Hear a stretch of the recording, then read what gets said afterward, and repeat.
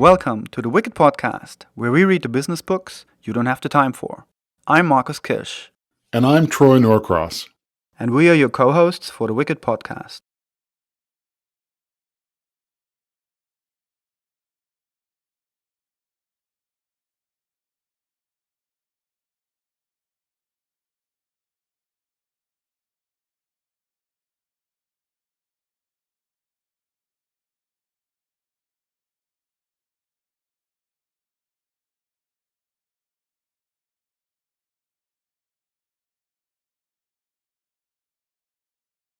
Marcus, I've done absolutely no preparation for doing something funny to start this episode, so over to you.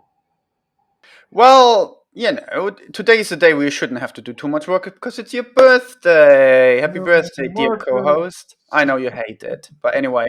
Well, it's definitely better to say something like that than your silly plan on trying to sneak up behind me in my place without knowing me, which makes no sense on planet Earth. So I have no idea where that ever went. How did it? You're a smart man. What the heck? What the heck?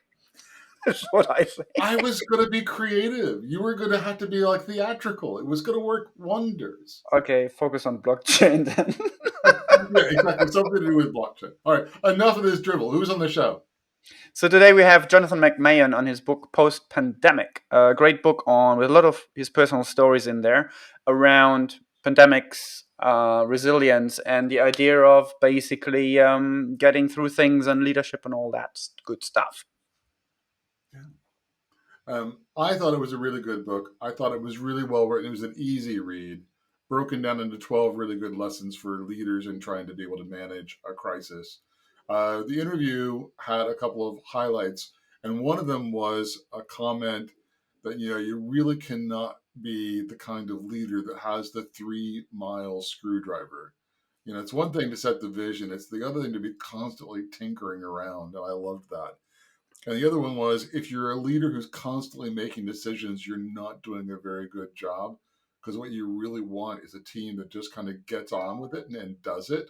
He says you should be the kind of leader that, in case of emergency, break glass, and I will make a decision if I have to. And I liked that sentiment a lot, because opposed to the kind of the command and control, it is literally enable and give direction and let the teams get on with it. But those were my takeaways. What about yours? Yeah, so I was quite curious about when we got into a little bit of that space, because as you know, my new Steckenpferd is to look at the gap between leadership and teams. And there's a lot of stuff in the books that we've been through already and in the future books we're looking at now. And I think that needs a more detailed conversation. So we had a good chat on exactly that gap, where it is about, well, okay, it's nice to hear that there needs to be a balance being struck between, well, you need to be able to ask questions, maybe push back on leadership, or have the teams ask some questions about the problem at hand, so you're not going the wrong direction. At the same time, you need a balance so that you know when you've talked enough and take action, right? And everyone gets that.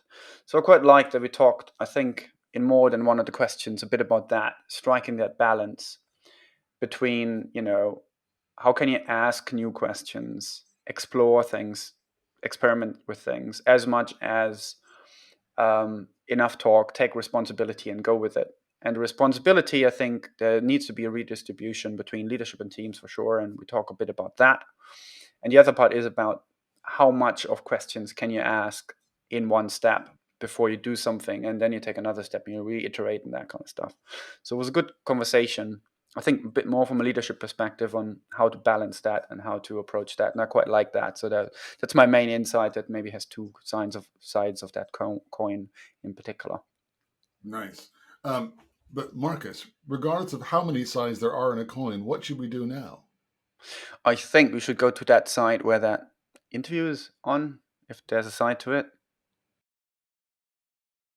Before the interview, a quick word from our very first sponsor, Zencaster.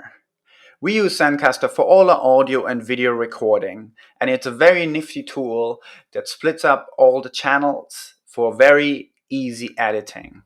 Zencaster is used by 10% of all active podcasts. You can get 40% off the first 3 months and unlimited audio and video recordings with our special coupon code wickedpodcast. I repeat, Wicked Podcast for 40% off. And now the interview.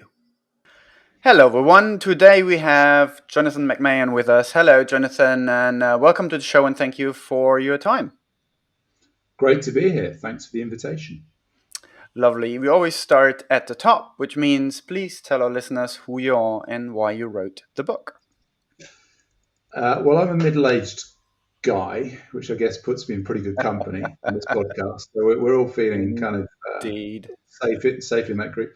Whose kind of day is bookended by doing the school run, and in the middle of that, I invest in a few different businesses and work with some young business owners.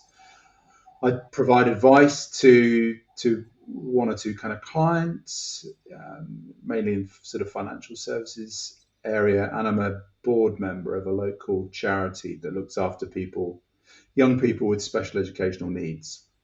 So that's the kind of mix of my day, really. There's no rhythm, there's no routine, and I kind of like the sort of general fluidity and the chaos that goes with that.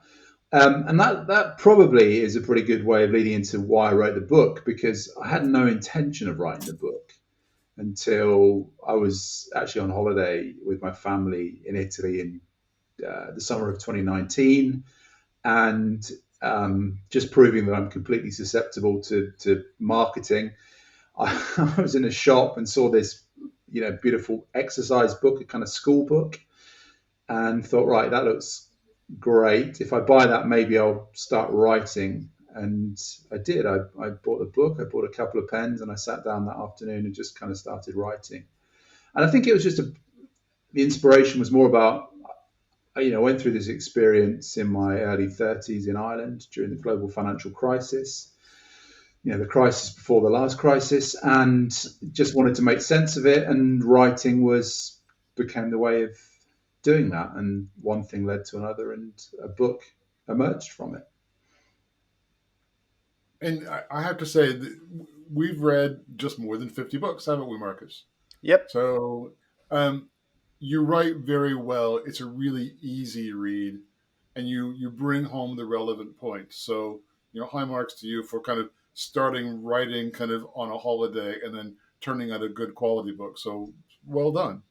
Yeah, well, thank you. I mean, I'm sure all authors have this, or anybody who writes has that kind of first, or anything that's involved in, creative process. You hear the first take, you watch the first take, you read the first draft, and you think, why did I have the conceit that I could possibly do this? Because this is crap. So through a process of rewriting and rewriting and rewriting and getting comments from friends, eventually it got into a shape that I was happy with. And the key for me was being able to listen to it. So I kind of used the speech function on a popular word processing program. I won't name the vendor, but everybody will have heard of it. And I just listened to it. And after a few more edits, I kind of got it to a state where it could be listened to, which kind of felt right to me. But you also said a minute ago that you started off kind of at the crisis before the crisis, which is now the crisis. And it sounds like writing a book was a bit of a crisis. But what was the crisis focus? Was it just pandemic that made it crisis? Because in summer of 19, it was pre-crisis. Yeah, everything felt pretty cool in the summer of 2019, right? I mean, no one had any idea that this was around the corner. I think there was a sense that we'd left the global financial crisis. The effects of it were largely kind of behind us, and then bang, late in the year, early in 2021, we get the pandemic.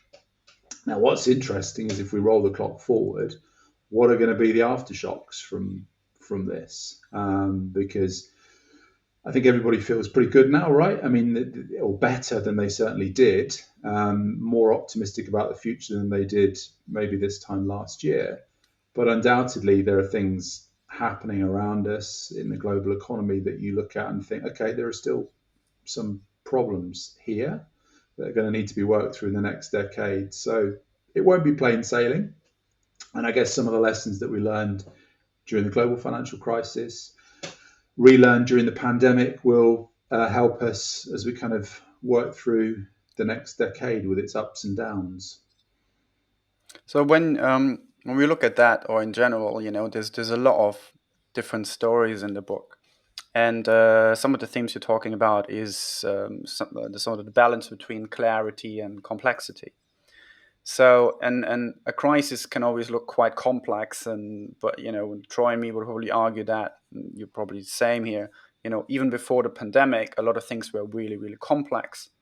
There's a call always for leaders to bring clarity and simplicity into what for other people looks complexity in order to be able to lead. So where do you then see when things like that happen? Maybe across the stories, but we already talked about two crises. About where do you draw the line between looking at something really, really complex, and then how do you simplify it without missing the opportunity to potentially change, shift, and overcome and those kind of challenges when you're in the middle of it. Yeah. Well, I think this is going to be a hugely interesting period for us, isn't it? Because there's going to be a lot of people passing judgment on leadership during the pandemic, but in a completely different situation.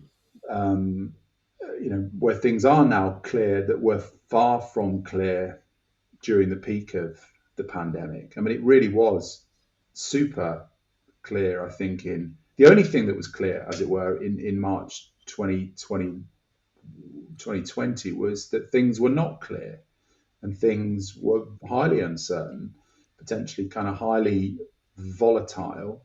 And there's going to be all sorts of reviews of what happened, and people are going to be criticized. The kind of that beautiful, there'll be a lot of people sitting there with the kind of benefit of hindsight, assessing what happened. And actually, I think what we will kind of learn from that is how difficult it is to make decisions in those situations, but actually, how the kind of more effective, better leaders gave themselves a bit of time, or sort of calm, didn't rush to judgments one way or the other, weren't excessively optimistic, weren't excessively conservative or pessimistic, and just gave themselves the ability to react to new information and new data as they went along, and undoubtedly asks themselves, whether that data or information was significant or not. And in this kind of audit that will take place of what we've just been through, we will undoubtedly see some good decisions and some bad decisions. But to my mind, what matters is, how did people? What was the calculus that people used to reach those decisions, as opposed to the decisions themselves, and what can we kind of learn from that, both in our own business lives or in our kind of personal lives. And the importance maybe of taking the long view. People who can just sort of say, yes, this is an acute phase, but actually to sort of pick up the medical doctrine of do no harm. Let's not make the situation worse here. Let's pause, think through what our options might be, and sort of move forward from there. And clearly a lot of learning has gone on in the system. Let's just be parochial for a minute. The UK had a bad first half of the crisis, but it's having a better second half on most kind of measures. Why is that? Well, because I think the system was flexible and people kind of learned from it. So this will all be unpacked before us. I just hope that we don't get lost in the kind of Yabu sucks finger pointing that usually characterizes these exercises. And there's a bit of an opportunity for people outside the glare of the media to really reflect on what we could do differently in the future. So it's a really old story, and it's a joke more than anything else. Three frogs are sitting on a log. One decides to jump off. How many frogs are on the log? At the end of the day, it's three, because he decided he didn't actually jump. And Yeah. it kind of leads me to this other half, which is perfect or imperfect decisions, and then perfect or imperfect actions. and too many times people are afraid to do for fear of making mistakes. And I think it's something that leaders and businesses struggle with a lot is this whole negativity associated with failure, of trying and having failed. So whether it was making the wrong decision or having done the wrong thing, when you do consulting with leaders and with businesses, how do you help them kind of reframe that in a positive way? Because we're always trying to help people understand experimentation is the only way. And if it doesn't work, it doesn't mean it's bad. Well, and you're to be commended for that, because I think it's something that's kind of baked into, I see it with my own kids who are doing exams, right? We're presented from a very early age, aren't we, with this idea that there's a kind of binary. It's you're either succeeding at something or you're failing. And I think those are two of the most unhelpful terms in the world. To be told that you're a failure is an awful thing. I think to be told that you're a success is a pretty awful thing as well, actually. And this terminology is, we were confronted with it, education, through our education system, through our families to an extent, through culture, sport, the media. This kind of idea of, you can only be either a success or a failure. And I just think this is a really unhelpful terminology and a really unhelpful way of thinking about pretty much everything in life, right? That all the richness of life is to be found in the kind of stumbles, the errors. There is no we have no footage of all of those sheets of music that, say Bach threw to one side because he thought it wasn't good enough. Yeah. And there must have been many more manuscript pieces of music that he discarded than he retained. We don't have the footage of Pele as a boy not being able to kind of kick the ball in the way that we just don't have it, right? We only ever see the kind of polished, finished article, and so we're presented with ideas and figures who are held up as success. What we don't see is the journey that got them there, and all of the stuff that they tried and didn't succeed at to get them to where they are. And I think leaders maybe need to sort of internalize that. Perhaps it's about taking ourselves less seriously. Perhaps it's about being less worried about the views of others, although that's hard, particularly in a kind of listed company environment, and just recognizing that progress comes through trial and error, and largely error, right? And without that, we live in a very dull and stultifying world, I think, in which progress isn't possible because people freeze.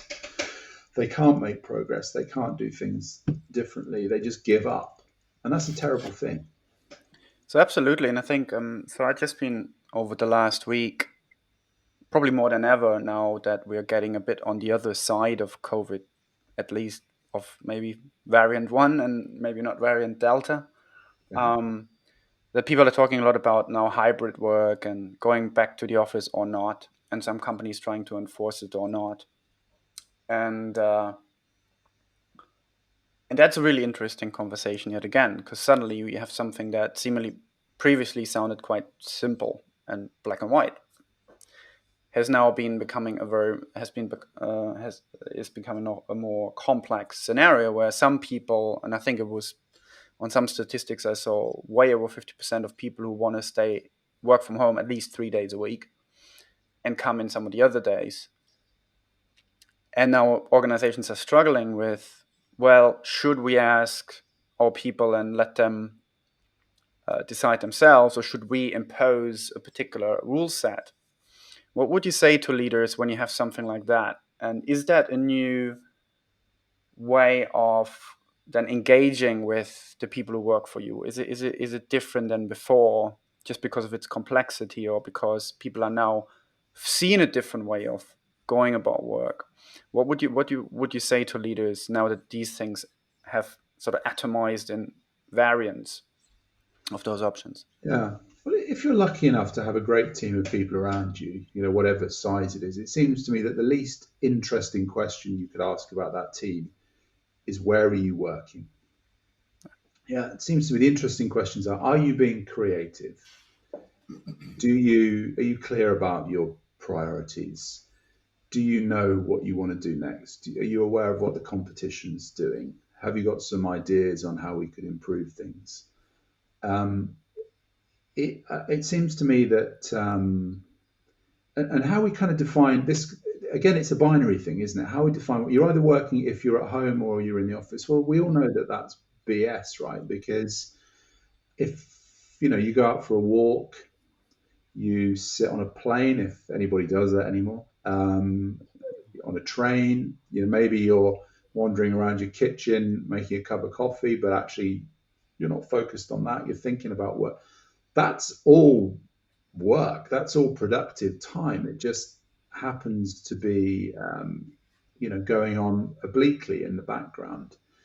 So I think if you've got a manager who's kind of obsessing about, if I'm an employee and my manager is obsessing about where I work, I'm seeing that as an alarm going off in my head saying, there's about 30 really interesting questions you could ask me, and kind of where I'm working, I don't think is one of them.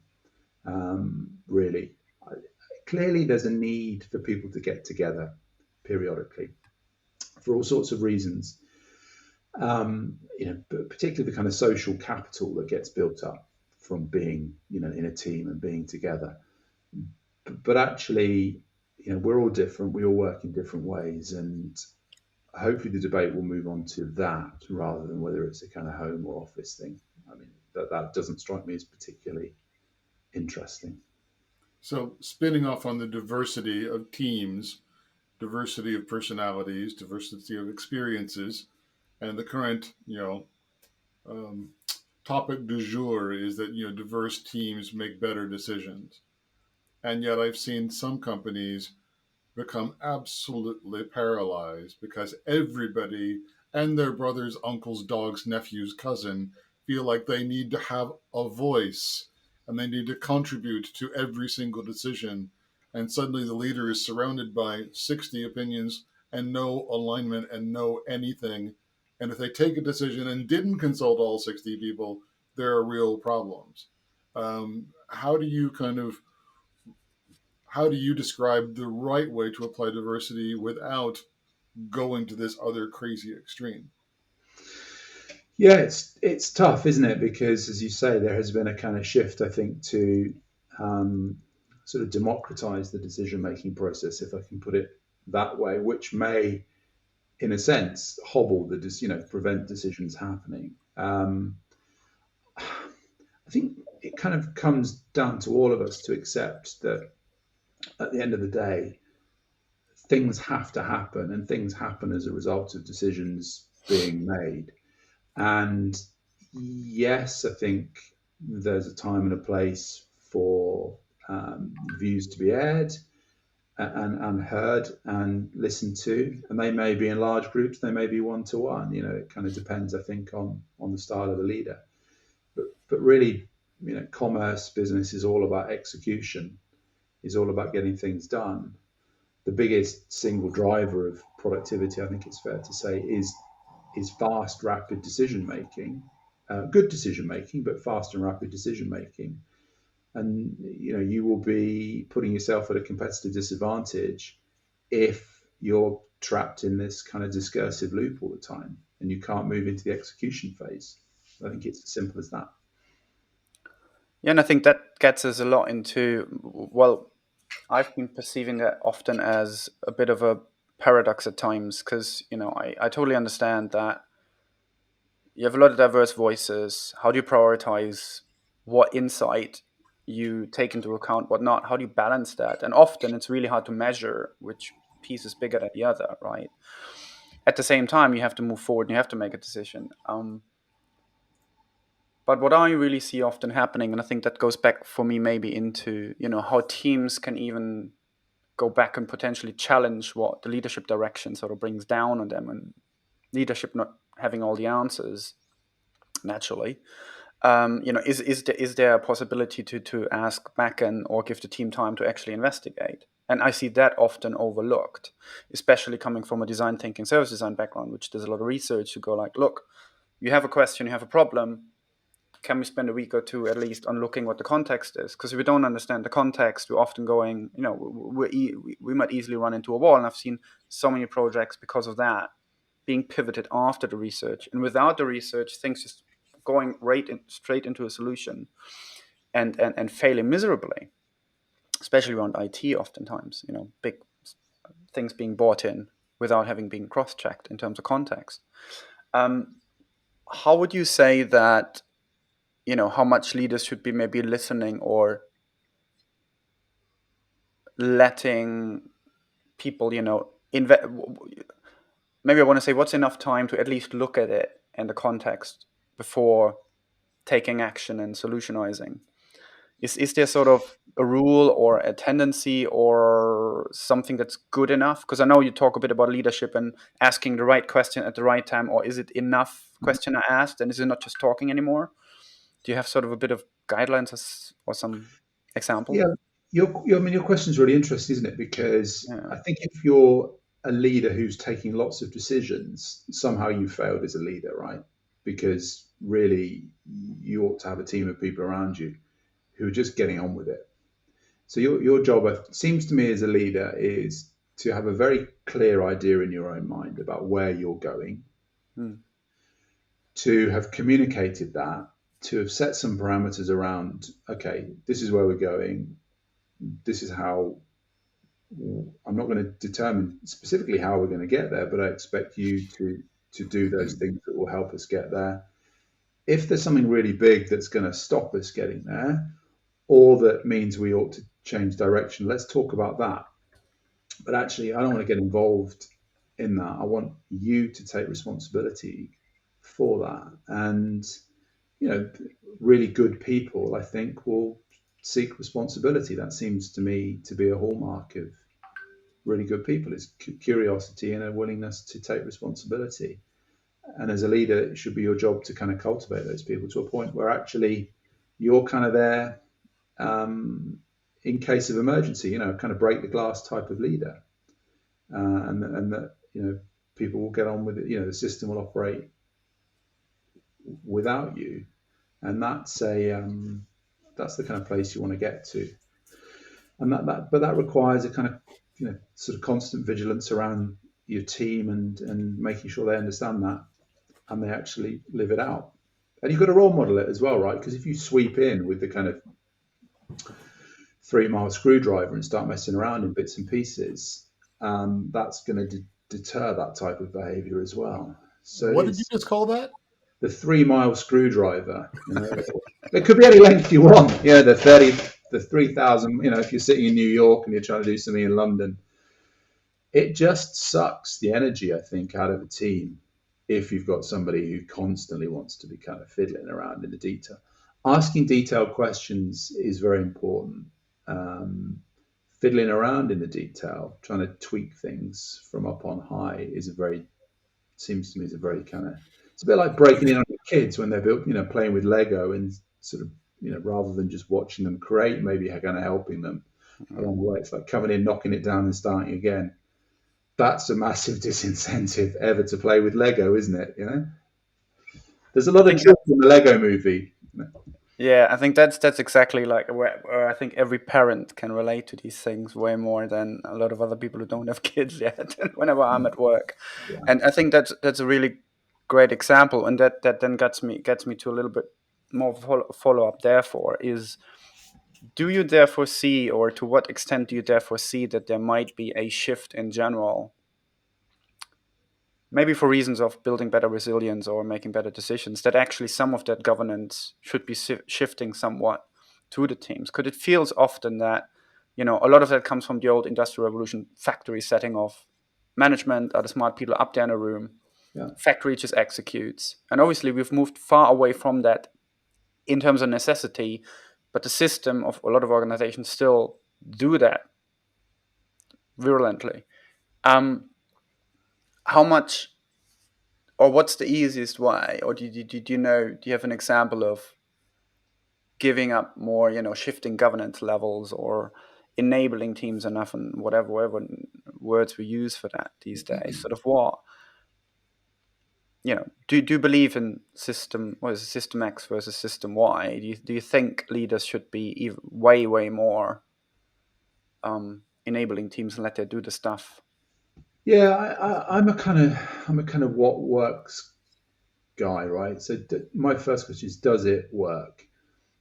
And do you have the people to kind of make it work? Because these things are very context specific, right? I mean, to apply a system to a team without taking kind of cognizance of who's in that team, it seems to me the kind of wrong way around. You've got to understand the problem you're trying to solve or the opportunity you're trying to exploit, same thing, and then what resources you've got to deliver that. And whether you augment, change, swap out some of those resources is, I think, very much driven by the kind of circumstance. But to go back to your question about the sort of system, we live in a world now, don't we, where there isn't that big gap in information I think there probably once was between the kind of leaders and everybody else, right? People can find out fairly easily kind of what's going on and reach their own view on things. And therefore, there's just so much more kind of information and knowledge available to people,